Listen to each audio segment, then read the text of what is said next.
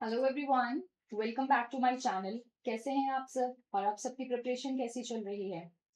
आज की क्लास में हम रिसर्च एप्टीट्यूड, जितने भी इम्पोर्टेंट टर्म्स होते हैं जहाँ पे आपको कंफ्यूजन होता है कि इसका मतलब क्या होता है या दो टर्म्स के बीच में क्या डिफरेंस है, हमें किस टर्म को कब यूज करना है। तो आज की क्लास में हम पूरा एक, आप बोल सकते हैं, रिवीजन करेंगे उन टर्म्स का जो आपके एग्जाम में मैक्सिमम टाइम्स रिपीट होते हैं।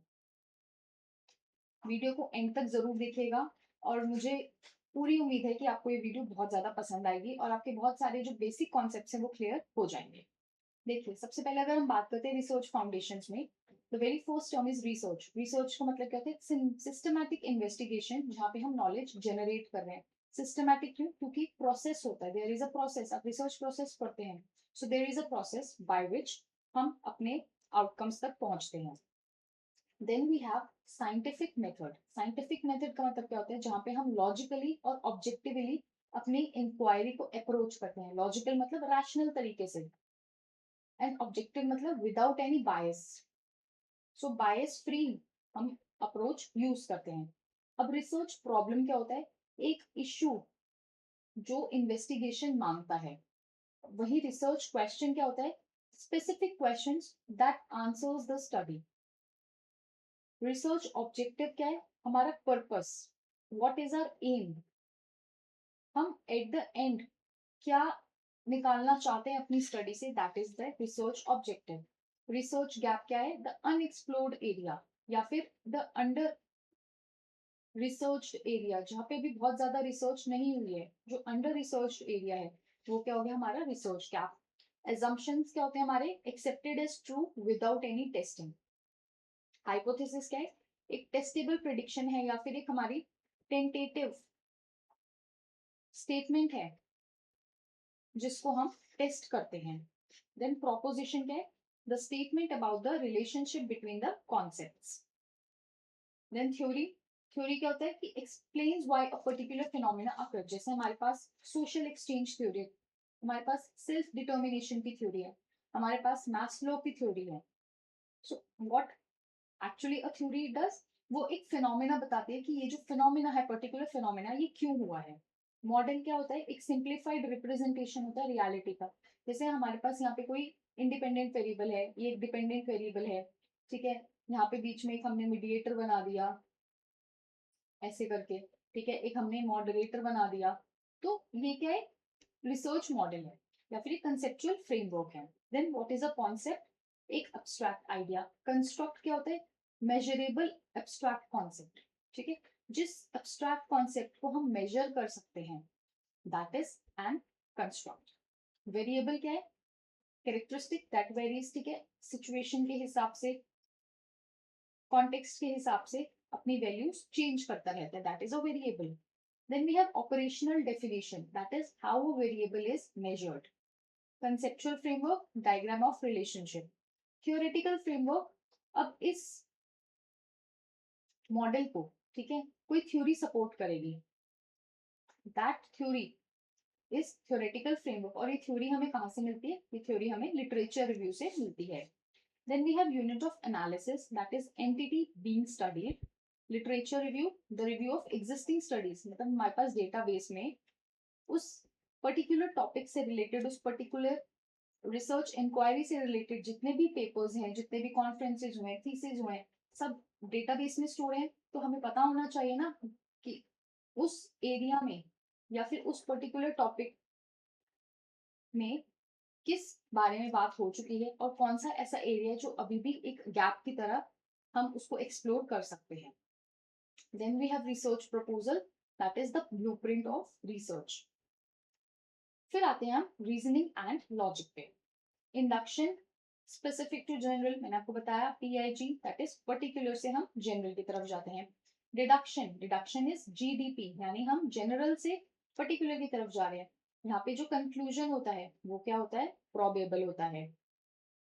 लेकिन यहाँ पे जो कंक्लूजन होता है वो क्या होता है? वो 100% सर्टेन होता है।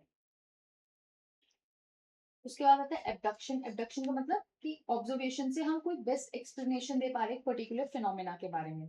जनरलाइजेशन, ड्राइंग ब्रॉड कंक्लूजन, यानी हमारे पास ये सैंपल है, हमने उस पे एक स्टडी, उस स्टडी पे या उस पर्टिकुलर सैंपल पे टेस्ट रन किया। अब क्या जो उस टेस्ट के रिजल्ट है, क्या हम पूरी पॉपुलेशन के ऊपर अप्लाई कर सकते हैं या नहीं कर सकते हैं, that is generalisation. Then we have inference, inference का मतलब हम एविडेंस से कंक्लूजन निकाल रहे हैं। Causation means cause and effect relationship. Association का मतलब क्या है, the variables they move together either in same direction और either in opposite direction. Then we have correlation, correlation का मतलब क्या है, डिग्री ऑफ एसोसिएशन, कि वो हाईली कोरिलेटेड है पॉजिटिव डायरेक्शन में, नेगेटिव डायरेक्शन में, या फिर जीरो कोरिलेशन है कि एक के बढ़ने से दूसरा अनअफेक्टेड है। सो that is correlation. Talking about variables, we have the very first as independent variable. Independent variable मतलब cause या predictor variable जिसको हम manipulate करते हैं। Then dependent variable is the outcome variable जो हमारे effect बताता है। ठीक है, अगर हम कम ज्यादा कर रहे हैं इंडिपेंडेंट वेरिएबल को, तो डिपेंडेंट वेरिएबल में क्या इफेक्ट है, उसका क्या आउटकम आ रहा है या उसका क्या रिजल्ट निकल रहा है, वो क्या है हमारा dependent variable. Mediator, it explains how an effect occurs they mediate, या फिर हम इसको बोलते हैं इंटरवीनिंग वेरिएबल भी बोल सकते हैं, कहीं जगह पे इसको इंटरवीनिंग वेरिएबल भी बोला जाता है। Then we have moderator, moderator strength बताता है, मीडिएटर सिर्फ ये बताता है, जैसे फॉर एग्जाम्पल कम्युनिकेशन, ठीक है, और यहाँ पे आप सपोज कीजिए हैप्पीनेस। सो कम्युनिकेशन, अगर कम्युनिकेशन अच्छी है एक वर्क प्लेस में, एक ऑफिस में कम्युनिकेशन अच्छा है तो एम्प्लॉयज खुश रहेंगे। लेकिन वही अगर मैं बीच में लर्निंग ले आऊं कि जो एम्प्लॉयज हैं वो सीख भी रहे हैं बहुत चीजें, ठीक है, उनको ट्रेनिंग दी जा रही है, उनको डेवलपमेंट प्रोग्राम्स दिए जा रहे हैं, तो जो ये रिलेशन है कम्युनिकेशन और हैप्पीनेस का, ये क्या हो गया, ये बढ़ गया। ठीक है, सिर्फ बड़ा है, सो दैट इज अ मीडिएटर। और यही अगर जो लर्निंग है वो मॉडरेटर होता, अगर अगर वो मॉडरेटर होता, तो हम क्या बताते कि कम्युनिकेशन की वजह से हैप्पीनेस में कितना ज्यादा इंक्रीज हुआ है, क्या 10% इंक्रीज हुआ है, क्या 20% हुआ है, क्या 30% हुआ है, that is moderator. So moderator strength बताता है, और जो मीडिएटर है वो सिर्फ और सिर्फ इफेक्ट बताता है कि इफेक्ट हो रहा है या नहीं हो रहा है, क्या कम्युनिकेशन अच्छी है और क्या हैप्पीनेस बढ़ रहा है अगर हम लर्निंग इंट्रोड्यूस कर रहे हैं एज मीडिएटर, वो सिर्फ उतना ही बताएगा। Then we have control variable, ठीक है, जिसको हम कांस्टेंट रखते हैं। यूजुअली जो हमारे डेमोग्राफिक वेरिएबल्स होते हैं, जैसे हमारा एज, हमारी इनकम, ठीक है, हमारा जेंडर, सो ये सब हम इनको कंट्रोल वेरिएबल्स रखते हैं। देन एक्सट्रोनियस वेरिएबल्स जो अनवांटेड इन्फ्लुएंस हमारी स्टडी में डालते हैं, कंफाउंडिंग जो डिस्टॉर्ट कर देते हैं ट्रू रिलेशनशिप को। इंटरवीनिंग वेरिएबल, इमीडिएट वेरिएबल, इसी को मीडिएटर भी बोलते हैं। Endogenous variable which is explained with in the model, and exogenous का मतलब क्या है, it originates outside the model. फिर आता है हमारे पास टाइप्स ऑफ रिसर्च। सबसे पहला आता है बेसिक, बेसिक का मतलब जहां पे हम नॉलेज क्रिएट कर रहे हैं, और बेसिक को हम क्या बोलते हैं, प्योर रिसर्च या फिर फंडामेंटल रिसर्च। यानी यहाँ पे हम जो हमारा कॉर्पस है, corpus of knowledge, corpus of knowledge सिर्फ और सिर्फ उसको इंक्रीज करने की बात हो रही है। अप्लाइड रिसर्च प्रॉब्लम सॉल्विंग के लिए, अब जो हमने पढ़ा है हम उसको अप्लाई करेंगे। एक्शन रिसर्च इमीडिएट प्रॉब्लम्स, ठीक है, जो लोकल लेवल प्रॉब्लम्स होते हैं, local level problems, that is action research. फिर आता है एक्सप्लोरेटरी,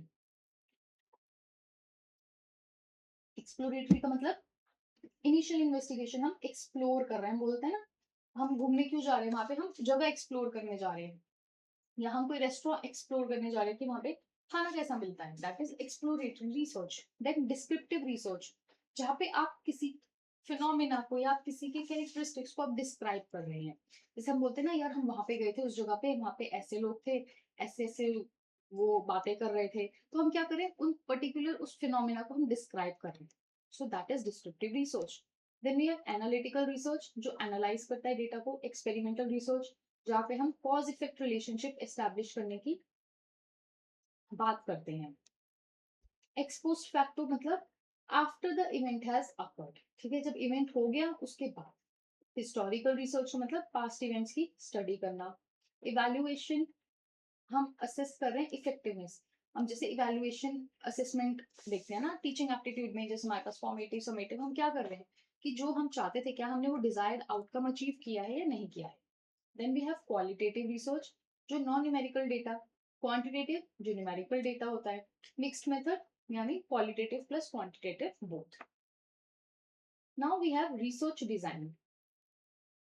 रिसर्च डिजाइन जो होता है हमारा उसको क्या बोलते हैं, जो overall plan of the study है। ठीक है, हम पहले ये करेंगे, हमारे सैंपल्स होंगे, हम हम अगर क्वेश्चन बना रहे तो ये क्वेश्चंस इंक्लूड होंगे, हम इन लोगों को टारगेट करेंगे। सो हम क्या कर रहे हैं, हम प्लानिंग कर रहे हैं, that is a research design. Then we have cross sectional. Cross sectional मतलब वन टाइम ऑब्जर्वेशन। ठीक है, यानी जैसे आप अगर लॉन्गिट्यूडनल की बात करते हैं, ठीक है, आप जैसे किसी के मेंटल डेवलपमेंट के ऊपर लेट्स से रिसर्च कर रहे हैं। ठीक है, मेंटल डेवलपमेंट पे आप रिसर्च कर रहे हैं। सो आपने 3 साल का बच्चा लिया, ठीक है, एंड उसी एक बच्चे के ऊपर आपने स्टडी की जब तक वो 25 ईयर्स का नहीं हो गया लेट्स से। ठीक है, सो आपका सैंपल सेम रहा, लेकिन जो आपका टाइम पीरियड था वो क्या हो गया, डिफरेंट हो गया। That is longitudinal research. अगर वही बात करते हैं क्रॉस सेक्शनल की, क्रॉस सेक्शनल का मतलब क्या हो गया, आपने एक 3 साल का बच्चा भी लिया, आपने एक 15 साल का भी बच्चा लिया, आपने एक 20 साल का भी लिया, आपने 22 का भी लिया, आपने 25 का भी ले लिया। यानी आपने एक ही टाइम पे सारे सैंपल्स अपने उसमें सैंपल में इंक्लूड कर लिए हर एज के। ठीक है, यहाँ पे क्या था कि एक ही सैंपल था लेकिन टाइम पीरियड डिफरेंट था। यहाँ पे टाइम सेम है, एक ही टाइम पे टाइम सेम है, लेकिन जो सैंपल्स हैं वो सब अलग अलग एज ग्रुप के हैं। ठीक है, एक कोई 13 साल का भी ले लोगे बीच में, तो ये क्या है, क्रॉस सेक्शनल। कोहर्ट स्टडी मतलब follows group over time. Experimental design क्या हो गया, जहाँ पे हम वेरिएबल्स को मैनिपुलेट कर रहे हैं, कि हम इंडिपेंडेंट वेरिएबल को मैनिपुलेट करते हैं ताकि हम डिपेंडेंट वेरिएबल पे इफेक्ट देख सकें। True experiment, random assignment present, कि जैसे हम बोलते हैं ना कि हमने रैंडमली इक्वल चांस दिया, that is a true experiment. बासी एक्सपेरिमेंट क्या हो गया, रैंडमली हमने असाइनमेंट नहीं किए हैं, हमने अपनी मर्जी से अपने सैंपल्स को चुना है। Then case study, in depth study of a case, या फिर कोई इवेंट हो सकता है, या पर्टिकुलर एक ऑर्गेनाइजेशन हो सकती है। Then survey research, that is data from the respondents, जहाँ पे हम बात करते हैं क्वेश्चनियर्स की। आपने भी बहुत बार भरा होगा, ठीक है, जैसे आपको गूगल फॉर्म के लिंक्स मिलते हैं, वहां पे फिर आप strongly agree, neutral, agree, so that is a survey research. Now talking about the population and sampling. So population क्या होता है, हमारा entire group of interest. Census, the study of whole population. Sample क्या हो गया, subset of a population. अब पूरी इतनी बड़ी population को, ठीक है, हम स्टडी नहीं कर सकते, हमारा टाइम भी लगेगा, हमारा कॉस्ट भी लगेगा, और इतना एक्सेस भी नहीं होता है। तो हम क्या करते हैं, हम एक छोटा सा सैंपल अपनी पॉपुलेशन में से डिराइव करते हैं और हम उनके ऊपर टेस्टिंग करते हैं। देन सैम्पलिंग फ्रेम क्या हो गया, the list of the population unit. Then sampling unit क्या है, जो बेसिक एलिमेंट आप सिलेक्ट कर रहे हैं, जैसे हम आईटी प्रोफेशनल्स को सिलेक्ट कर रहे हैं, हम टीचर्स को सिलेक्ट कर रहे हैं जो लेट्स से स्कूल में पढ़ा रहे हैं, क्योंकि टीचर्स तो यूनिवर्सिटीज में भी पढ़ाते हैं। सो कौन से टीचर्स टारगेट कर रहे हैं, ठीक है, आप कौन सी ग्रेड टारगेट करें। सो ये क्या है, sampling unit. Then we have parameter, that is the characteristic of a population. Statistic, that is the characteristic of a sample. Sampling error क्या हो गया, the error difference due to sampling, sampling की वजह से कुछ एरर आ रहे हैं। Non sampling error which are unrelated to the sampling, they are non sampling errors. फिर आता है हमारे पास प्रोबेबिलिटी सैम्पलिंग। प्रोबेबिलिटी सैम्पलिंग सबसे पहले रैंडम यानी selection by chance. Probability sampling है कि आपके पास इक्वल चांसेस हैं, equal chances of samples to get selected, वही होता है प्रोबेबिलिटी। ठीक है, सिंपल रैंडम क्या हो गया, equal chance for all. Stratified, stratified sampling क्या हो गया, हमने पहले उनको स्ट्रेटास में डिवाइड किया। ठीक है, जैसे हमारे पास हायर एजुकेशन के टीचर्स हैं, ये असिस्टेंट प्रोफेसर्स हैं, ये एसोसिएट प्रोफेसर्स हैं, और ये हमारे पास प्रोफेसर्स हैं। हमने 3 स्ट्रेटास में डिवाइड कर दिया। अब हम कुछ असिस्टेंट प्रोफेसर लेंगे, कुछ एसोसिएट लेंगे, कुछ प्रोफेसर्स लेंगे। सो that is stratified sampling. Systematic है, एवरी nth यूनिट, यानी अगर हमारे पास 50 लोग हैं तो हम बोलेंगे कि हम हर 10th बंदे को उठाएंगे, या फिर हम हर 9th बंदे को उठा रहे हैं। तो एक है सिस्टमैटिक सैम्पलिंग है। क्लस्टर सैम्पलिंग क्या होगा, सिलेक्शन ऑफ क्लस्टर्स, जैसे इंडियंस, अमेरिकन्स, ठीक है, कैनेडियंस, ये क्लस्टर्स है। अब इंडियन में जो उठा रहे हैं, अमेरिकन में से उठा रहे हैं, कैनेडियंस में से उठा रहे हैं। देन मल्टी स्टेज सैम्पलिंग क्या हो गया? That is sampling done in stages. उसके बाद आता है हमारे पास non probability sampling. The very first is convenience sampling, यानी जो रिस्पोंडेंट्स इजीली अवेलेबल है। पर्पसिव सैम्पलिंग मतलब हम जजमेंट के ऊपर सिलेक्ट कर रहे हैं, ठीक है, हमारा क्या पर्पस है। जैसे कन्वीनियंस हो गया कि हमारा जो रिसर्च है वो लेट्स से शॉपिंग को लेकर है, शॉपिंग बिहेवियर, ठीक है, तो आप कहाँ जाएंगे? आप मॉल्स में चले जाएंगे, ये क्या है? कन्वीनियंस। अब पर्पस क्या है कि हमें देखना है कि फीमेल्स जब शॉप करती हैं, ठीक है, या वो अपने कोई वो कपड़े ले रही हैं या कुछ भी घर का सामान ले रही है, कॉस्मेटिक्स ले रही है, वो कुछ भी ले रहे हैं, ठीक है, तब उनकी कैसी, उनके दिमाग में क्या चलता है, आप कुछ साइकोलॉजी से रिलेटेड कुछ रिसर्च करें, so that is your purpose. Then we have quota sampling, ठीक है, एक फिक्स्ड कैटेगरी रिप्रेजेंटेशन है कि हम वही फीमेल्स लेंगे जो 25 ईयर्स अबव है, उनसे नीचे की जो फीमेल्स होंगी हम उनको नहीं लेंगे, that is your quota. Then snowball sampling, that is participants recruit others. Snowball sampling को हम क्या बोलते हैं? चेन सैम्पलिंग भी बोलते हैं, इसको हम रेफरल सैम्पलिंग भी बोलते हैं। यानी स्नोबॉल सैम्पलिंग वहां पे होती है जो हार्ड टू रीच ग्रुप्स होते हैं। मैम इसका मतलब क्या होता है? अब देखिए, लेट्स से आप ड्रग एडिक्ट्स पे रिसर्च कर रहे हैं, तो आपको क्या लगता है कि आपको ड्रग एडिक्ट्स बहुत इजीली मिल जाएंगे? कि आप ऐसे जाएंगे मॉल्स में, दुकानों पे जाएंगे और आपको ड्रग एडिक्ट्स मिल जाएंगे? No, it is very difficult to have a sample of drug addicts. तो आप क्या करेंगे? लेट्स से आपको एक बंदा मिला, ठीक है, he was a drug addict, आप गए उसके पास, आपने उससे बात की, पूछा जो भी था, फिर आप उसको बोलोगे कि भाई तू और किसी को जानता है जो ड्रग लेता है? बोलेगा हाँ मैं दो बंदों को और जानता हूँ, ठीक है, उसने दो बंदे और बता दिए। अब आप इन दोनों के पास गए, लेट्स से ये आगे चार बंदों को जानता था, लेट्स से ये आगे सिर्फ दो को ही और जानता था, फिर ये आगे किसी और को जानेगा, ये किसी और को जानेगा, तो ऐसे करते करते क्या हो रहा है? आप एक चेन बना रहे हैं, that is the snowball sampling और चेन सैम्पलिंग। फिर आता है डेटा कलेक्शन। प्राइमरी डेटा क्या होता है? हमारा फर्स्ट हैंड डेटा, जिसको हम खुद कलेक्ट करते हैं, जैसे हम क्वेश्चन कर रहे हैं, हम इंटरव्यूज ले रहे हैं, हम सर्वे कर रहे हैं। सेकेंडरी डेटा जो ऑलरेडी अवेलेबल है, जैसे रिपोर्ट्स कोई पब्लिश है, या फिर ये जो सेंसस का डेटा होता है, सेंसस डेटा, ठीक है, ये सब क्या है? जो रिपोर्ट्स गवर्नमेंट की पब्लिश है या कोई प्राइवेट इंस्टीट्यूट ने कोई सर्वे किया, उसने अपनी रिपोर्ट पब्लिश की, तो ये क्या है? हमारे सेकेंडरी डेटा। देन क्वेश्चनियर, मैंने आपको बताया जो रिटन क्वेश्चंस होते हैं। देन शेड्यूल क्या होता है? It is filled by the invigilator. Interview, that is verbal questioning. Observation क्या है? कि मैं आपके बिहेवियर को ऑब्जर्व करूँ, मैं आपसे कुछ पूछ नहीं रही हूँ, आपको कुछ बोल नहीं रही हूँ, I am just observing. Then survey, that is collecting the data. Focus groups यानी group discussion.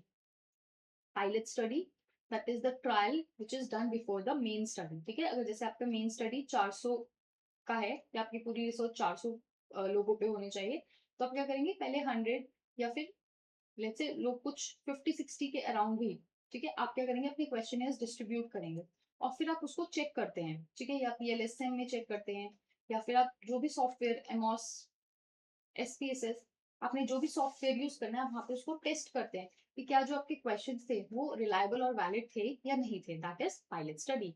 Then we have pre test. Pre test का मतलब instrument testing before the use. उसके बाद आता है हमारे पास मेजरमेंट एंड स्केलिंग। मेजरमेंट क्या होता है? जहाँ पे हम सिस्टमैटिकली नंबर्स असाइन कर रहे हैं। स्केल क्या होता है? Tool for measurement. Nominal scale जहाँ पे क्लासिफिकेशन होती है। ऑर्डिनल जहाँ पे हम रैंकिंग करते हैं, जहाँ पे हम सीक्वेंस दे रहे हैं। इंटरवल स्केल, इक्वल इंटरवल्स होते हैं, there is no true zero, ठीक है, जैसे हमारा thermometer. Then ratio scale, equal intervals, जैसे हमारे हाइट, हमारा weight. Likert scale, that is agreement scale, 5 point भी हो सकता है, ठीक है, या फिर 7 पॉइंट भी हो सकता है। Then semantic differential, opposite adjective, ठीक है, यानी या तो वो दे देंगे गुड या बैड, बीच का कोई ऑप्शन नहीं है, या हैप्पी या सैड, ठीक है, there is no in between, इधर यू आर वेरी हैप्पी, इधर you are very sad, that is semantic differential. Then rating scale, it measures the intensity. उसके बाद आता है रिलायबिलिटी। रिलायबिलिटी का मतलब क्या होता है? कंसिस्टेंसी। ठीक है, reliability means consistency. Then test retest मतलब स्टेबिलिटी ओवर टाइम, कि मतलब अगर आपने एक ग्रुप में जिसमें 3 लोग थे, आज आप उन पे टेस्ट कर रहे हैं और फिर आप उन्हीं लोगों पे 5 मंथ्स के बाद सेम लोगों पे सेम टेस्ट कर रहे हैं, तो क्या वही रिजल्ट्स आ रहे हैं या रिजल्ट्स चेंज हो गए? That is test retest. Then split half. Split half क्या करते हैं? आपका जैसे, ठीक है, ये 6 आपके पास इंस्ट्रूमेंट है जिसमें 6 पार्ट्स है, आपने क्या किया? आपने इसको बीच से डिवाइड कर दिया, फर्स्ट 3, लास्ट 3। अब इन पे जो डेटा कलेक्ट हुआ, ठीक है, लेट्स से वो ए था, इस पे जो डेटा कलेक्ट हुआ वो भी ए था, कंसिस्टेंट है ना दोनों, so that is split half. Parallel form यानी एग्रीमेंट ऑफ इक्विवेलेंट फॉर्म्स, जैसे हमारे पास बनते हैं ना set A, set B, board के एग्जाम्स में, ठीक है, दैट इज इक्विवेलेंट फॉर्म्स की क्वेश्चंस ऊपर नीचे इक्का दुक्का चेंज हो जाता है। Then we have inter rater reliability. Inter rater का मतलब एग्रीमेंट अमंग द रेटर्स, ठीक है, दो रेटर्स एक्स और वाई सेम फिनोमिना या सेम इवेंट को कैसे रेट कर रहे हैं, that is inter rater reliability. Then is internal consistency, that is consistency among different items, and Cronbach alpha is internal consistency coefficient. उसके बाद आता है हमारे पास वैलिडिटी। वैलिडिटी का मतलब क्या होता है हमारे पास? एक्यूरेसी। उससे पहले आता है हमारे पास फेस वैलिडिटी, ठीक है, शक्ल देख के क्या आपको उस शक्ल से ही वैलिड लग रहा है या नहीं लग रहा। Then we have content validity, ठीक है, क्या वो सारी डायमेंशंस कवर कर रहे हैं या नहीं कर रहा। कंस्ट्रक्ट वैलिडिटी, जो हम कंस्ट्रक्ट चाहते हैं मेजर करना, क्या वो उसी को मेजर कर रहा है या किसी और चीज को मेजर कर रहा है। Criterion validity matches the external standards, ठीक है, हम क्राइटेरिया सेट किए, क्या वो उसको मैच कर रहा है या नहीं कर रहा। कंकरेंट यानी matches the current criteria. Predictive validity, जहाँ पे हम प्रिडिक्शन कर रहे हैं फ्यूचर रिजल्ट की। Internal validity that is confidence in causal relationships. External validity that is generalisability of findings, जो हम सैंपल में हमने पॉपुलेशन सॉरी जो हमने सैंपल पे टेस्ट लगाया, क्या हम उसको पॉपुलेशन पे जनरलाइज कर सकते हैं या नहीं कर सकते। फिर आता है क्वालिटेटिव रिसर्च। क्वालिटेटिव में आता है हमारे पास एथनोग्राफी, जहाँ पे हम कल्चर की स्टडी करते हैं। फिनोमिनोलॉजी यानी study of live experiences. Grounded theory that is theory from data, या फिर जीरो से हम कोई थ्योरी जनरेट कर रहे हैं। Narrative research the study of stories. Content analysis, जहाँ पे हम कंटेंट को एनालाइज करें। थीमेटिक, उसी कंटेंट से हम थीम्स जनरेट कर रहे हैं। कोडिंग क्या हो गया? हम डेटा कैटेगराइज कर रहे हैं। सैचुरेशन, कि हमें कोई नई इंफॉर्मेशन नहीं मिल रही है, वही पुरानी इंफॉर्मेशन रिपीट होती जा रही है। Then we have reflexivity. Reflexivity मतलब रिसर्चर्स की self awareness, and we have member checking that is participant validation. Now trustworthiness. Qualitative data में हमारे पास ट्रस्टवर्दीनेस के कुछ टर्म्स यूज होती हैं, जैसे क्रेडिबिलिटी। क्रेडिबिलिटी का मतलब ट्रूथफुलनेस ऑफ फाइंडिंग्स। ट्रांसफरेबिलिटी यानी क्या हम उसको पॉपुलेशन पे ट्रांसफर कर सकते हैं या नहीं कर सकते। क्रेडिबल मतलब कि जो हमने फाइंडिंग्स निकाली है उसमें कितनी सच्चाई है, क्या वो क्रेडिबल है। Then dependability means consistency of findings, ठीक है, कंसिस्टेंट है या नहीं है हर सिचुएशन में। कंफर्मेबिलिटी, क्या जो हम अचीव करना चाह रहे थे अपने ऑब्जेक्टिव्स को, क्या हम वही अचीव कर रहे हैं या नहीं कर रहे। देन ट्रायंगुलेशन मतलब हम मल्टीपल मेथड्स यूज कर रहे हैं। एंड ट्रस्टवर्दीनेस का मतलब क्या, हमारी जो ओवरऑल क्वालिटी है हमारी रिसर्च की। और ये जो 4 टर्म्स है, या फिर PYQ है, latest. Then we have descriptive statistics. Mean का मतलब क्या होता है? एवरेज। मीडियन का मतलब क्या होता है? जो मिडल वैल्यू होती है, मिड वैल्यू। मोड क्या होती है? जो मोस्ट फ्रीक्वेंट वैल्यू है, ठीक है, या फिर जो मोस्ट रिपीटेड वैल्यू होती है। रेंज क्या होती है? Highest minus lowest. वेरिएंस क्या होता है? Average of square deviation. Standard deviation क्या है? The dispersion around mean, and standard error is the variability of statistic. अगर डिस्ट्रीब्यूशन की बात करते हैं, ठीक है, हमारे पास डिस्ट्रीब्यूशन में आता है सबसे पहले नॉर्मल डिस्ट्रीब्यूशन, ठीक है, जैसे बेल शेप कर्व। अगर हम इसको डिवाइड करें तो ये भी 50% और ये भी 50%। Then skewness. स्क्यूनेस का मतलब क्या है? असिमेट्री। पॉजिटिव स्क्यूनेस मतलब टेल इज टूवर्ड्स राइट, यानी ऐसे होगा, ठीक है। तो यहाँ पे मीन जो होता है it is greater than median and it is greater than mode. वहीं अगर बात करते हैं नेगेटिव की, तो नेगेटिव में क्या है, लेफ्ट टेल होगा, तो यहाँ पे क्या होगा, mean is less than median is less than mode. Then we have kurtosis. Kurtosis का मतलब होता है पीक्डनेस। पीक्डनेस का मतलब क्या है, अगर तो कर्व ऐसे बन रहा है, इसको क्या बोलते हैं हम, लेप्टोकर्टिक। अगर कर्व नॉर्मल बन रहा है, इसको बोलते हैं मीजोकर्टिक। और अगर तो कर्व ऐसे फ्लैट बन रहा है, इसको बोलते हैं प्लैटिकर्टिक। सो लेप्टोकर्टिक में जो बीटा की वैल्यू होती है, इट इज ग्रेटर देन 3। यहाँ पे बीटा की वैल्यू इक्वल्स टू 3 होती है, और यहाँ पे जो बीटा की value it is less then 3। तो ये कुछ पॉइंटर्स हैं जो आपको जो मतलब आपके फिंगर टिप्स पे होने चाहिए। फिर आता है इन्फरेंशियल स्टैटिस्टिक्स। कोरिलेशन, मैंने आपको बताया एसोसिएशन होता है वेरिएबल्स के बीच में। कोवेरिएंस मतलब जॉइंट वेरिएशन। रिग्रेशन का मतलब होता है प्रेडिक्शन करना।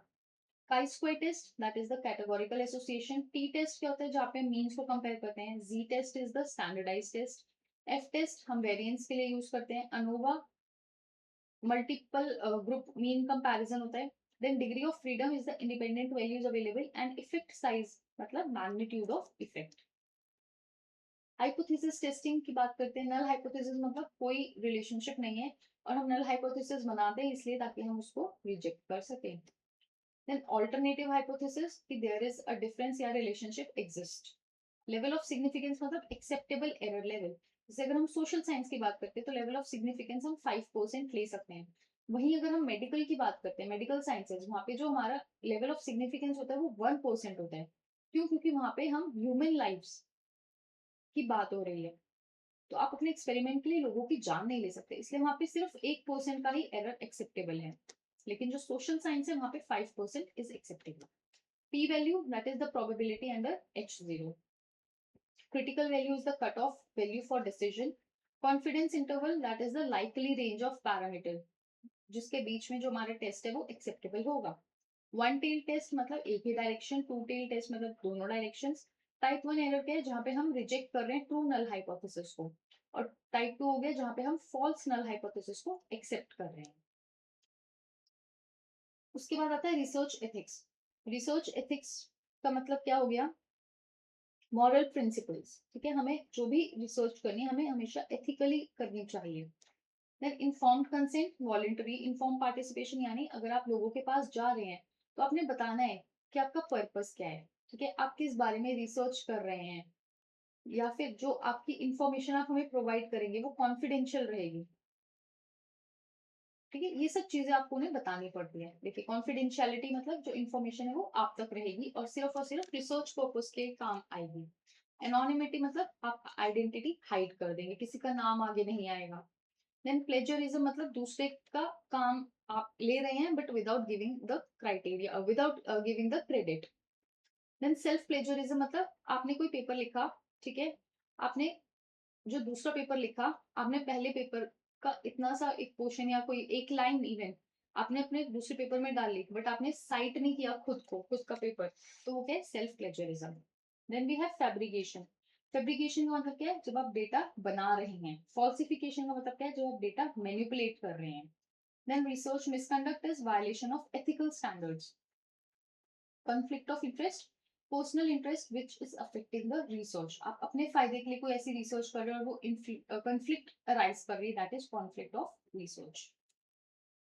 उसके बाद आता है publications and bibliometric citation in text acknowledgement. ठीक है, अगर आप नहीं देंगे तो आप प्लेजरिज्म में फंस जाएंगे। देन रेफरेंस क्या है, फुल सोर्स डिटेल्स, आपने कौन कौन से पेपर्स पढ़े हैं, आपने कौन कौन से पेपर्स यूज किए, so that is reference. Then bibliography, bibliography is all consulted sources.